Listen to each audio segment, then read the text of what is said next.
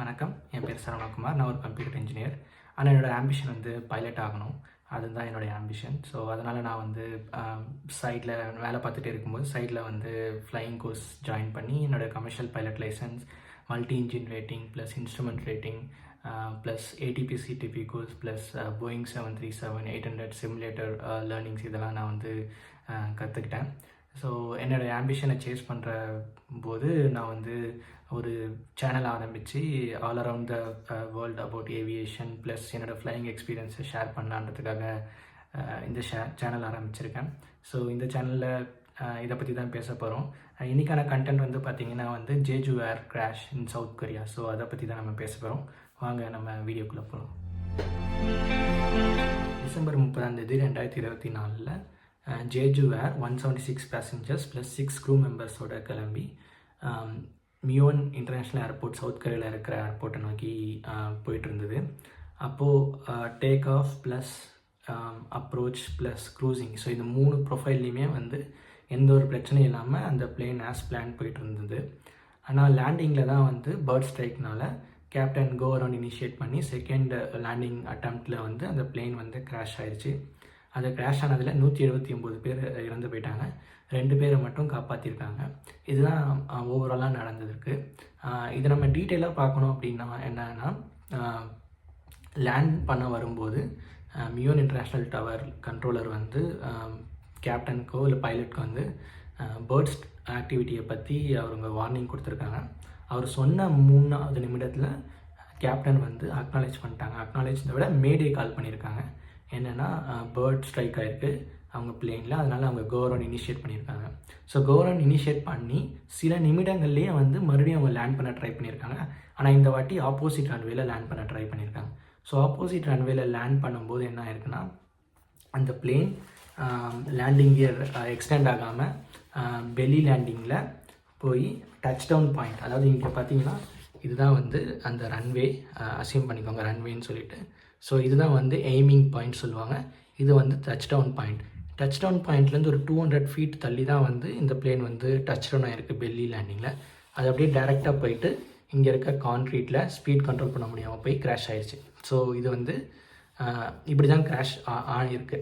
ஆனால் இதில் வந்து நிறைய சந்தேகம் ப்ளஸ் வியப்பான விஷயங்கள் என்ன அப்படின்னா,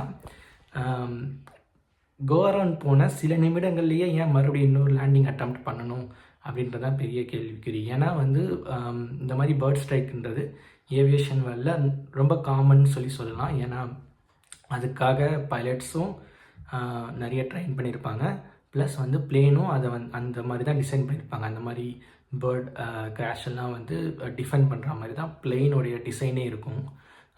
ஆனால் இந்த போயிங் 737 800 மாடல் தான் இந்த பிளேன். இதில் வந்து பேர்ட் ஸ்ட்ரைக் ஆன உடனே கவர்மெண்ட் பண்ணியிருக்காங்க. ஆனால் கவர்மெண்ட் பண்ண உடனே ஏன் உடனே லேண்ட் பண்ணாங்க அப்படின்றதுக்கான ஆன்சர் இன்னும் தெரியல.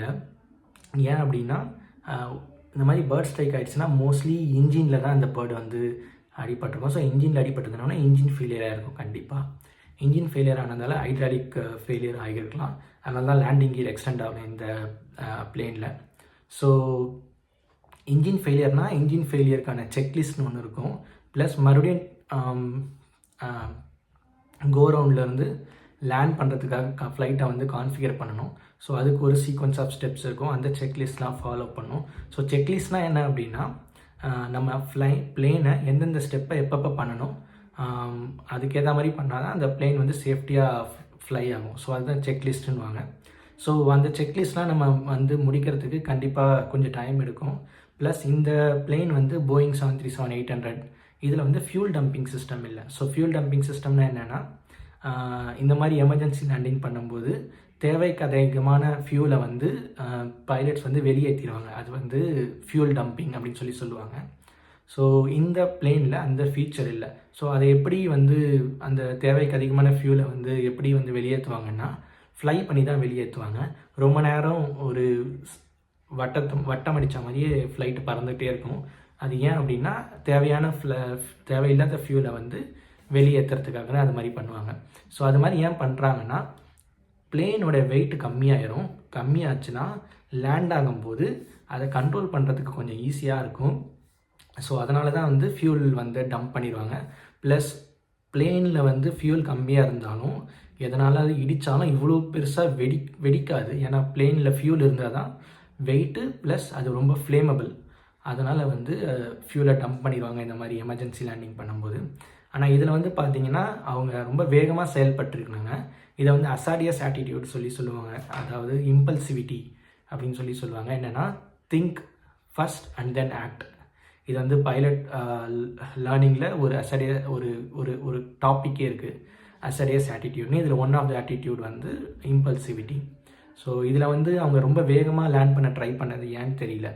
மேபி 2 இன்ஜின் ஃபெயிலியர் ஆகியிருந்தாலும் ஆயிருக்கலாம். அதனால் அவங்க வேகமாக லேண்ட் பண்ண ட்ரை பண்ணியிருக்கலாம்.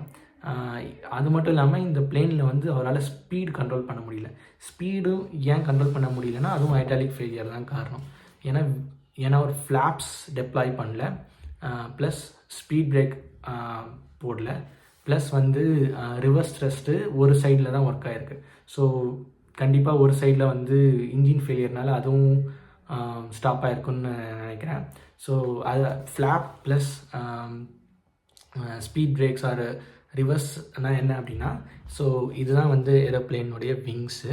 இதில் இந்த க்ரீன் கலரில் ஒரு டயக்ராம் போட்டிருக்குல்ல, ஸோ அதுதான் வந்து ஃப்ளாப்ஸ். அது எதுக்கு அப்படின்னா இந்த ஏரோப்ளேனோட விங்கோடைய சர்ஃபேஸை வந்து பெருசாகும் ஃப்ளாப்ஸ் எனேபிள் பண்ணுறதால. ஸோ அப்படி பண்ணுறதால ஏரோப்ளேன் வந்து கம்மியான ஸ்பீட்லேயே உங்களால் பறக்க வைக்க முடியும். ப்ளஸ் உங்களால் கம்மியான ஸ்பீடில் ஏரோப்ளேனை ஈஸியாக கண்ட்ரோல் பண்ண முடியும் ஃப்ளாப்ஸ் இருக்கிறதால. ஃப்ளாப்ஸ் அண்ட் ஸ்லாட்ஸ் அப்படின்னு சொல்லுவாங்க. நான் இந்த கிராஷில் இருக்க வீடியோ பார்க்கும்போது ஃப்ளாப்ஸ் டெப்ளாய் ஆன மாதிரி தெரியல. ப்ளஸ் வந்து ஒரு சைடு தான் ரிவர்ஸ் த்ரஸ்ட்னால் என்னென்னா, ஏரோப்ளேன் முன்னாடி போகிறதுக்கு காற்றை முன்னாடி இருந்து பின்னாடி இழுக்கும். ஆனால் ரிவர்ஸ் த்ரஸ்ட்ன்றது ஏரோப்ளேனை ஸ்லோ டவுன் பண்ணுறதுக்கு காற்றை பின்னாடி இருந்து முன்னாடி தள்ளும். அதுதான் ரிவர்ஸ் த்ரஸ்ட்டு. ஸோ அதுவும் இதில் வந்து ஒழுங்காக ஒர்க் ஆகலை. அதனால் அவரால் ஸ்பீடு கண்ட்ரோல் பண்ண முடியாமல் போய் அந்த கான்க்ரீட்டில் மோதிட்டாங்க. ஸோ இதில் இன்னொரு வியப்பான விஷயம் என்ன அப்படின்னா, இந்த மாதிரி ஏர்போர்ட்டில் லாஸ்ட்டில் எண்டில் கான்க்ரீட் ஏன் இருந்ததுக்குன்னு தெரியல. ஏன்னா இதில் வந்து கான்க்ரீட்டில் வந்து லோக்கலைசர் ஆண்டனா வச்சுருக்காங்க. லோக்கலைசர் ஆண்டனா அப்படின்னா என்னென்னா, லோக்கலைசர்ன்றது ஒரு ரேடியோ சிக்னலை வந்து ப்ரொடியூஸ் பண்ணுற ஒரு டிவைஸ். இதை வந்து ILS அப்ரோச் அப்படின்னு சொல்லுவாங்க, instrument landing system. So instrument லேண்டிங்கிறது என்னென்னா, ஒரு பிளேனு வந்து அதோடைய சென்ட்ரல் லைனில் தான் இருக்கா இல்லையா அப்படின்றதுக்கு வந்து ஐடென்டிஃபை பண்ணுறதுக்காக இந்த லோக்கலைசர் வந்து ரேடியோ சிக்னலாக அனுப்பிட்டே இருக்கும் அந்த ஏரோப்ளேனுக்கு.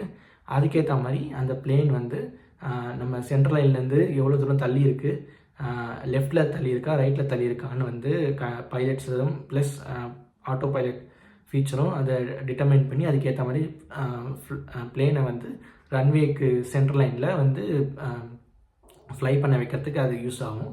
ஸோ இது வந்து இன்ஸ்ட்ருமெண்ட் லேண்டிங் சிஸ்டமில் one of the approach, like localiser approach. So அதுக்கான கான்ஃபிகரேஷன் அதை தான் வந்து இந்த ரன்வே எண்டில் வந்து மவுண்ட் பண்ணியிருக்காங்க. இது எல்லா ரன்வேலையுமே இருக்கும். ஸோ ஆனால் இதை வந்து ஏன் அப்படி மவுண்ட் பண்ணியிருக்காங்க, ஏன் கான்க்ரீட் சிக்னல் ரொம்ப ஸ்ட்ராங்காக போட்டிருக்காங்கன்றது தெரியல. அது இன்வெஸ்டிகேட் பண்ணதுக்கப்புறம் தான் தெரியும்.